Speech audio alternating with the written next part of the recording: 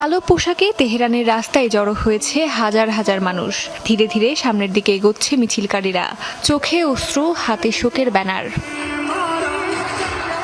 ইরানের সাবেক সর্বোচ্চ নেতা আয়াতুল্লাহ আলী খামেনির মৃত্যুর ৪০তম দিনে শোক পালনে আবারও রাজপথে নেমেছে সাধারণ নাগরিকরা।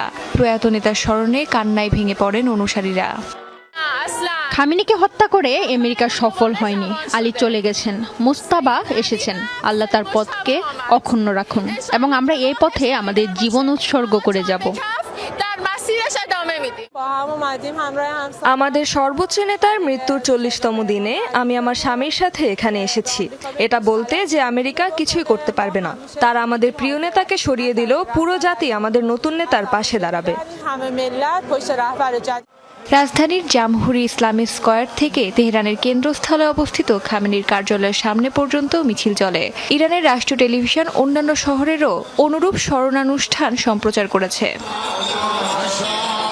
শোকের পাশাপাশি মিছিলকারীরা সাম্প্রতিক যুদ্ধবিরতি এবং ইসরায়েলের লেবাননে হামলার প্রতিবাদও করেছে। আমরা ইসলামী জাতিগুলো এই মুহূর্তে একজোট হয়ে দাঁড়িয়েছি। ইরান, লেবানন, ইরাক, ইয়েমেন, আমাদের মধ্যে কোনো পার্থক্য নেই। ইসলামী জাতির যদি জয় হয় আমরা সবাই একসাথে জিতব।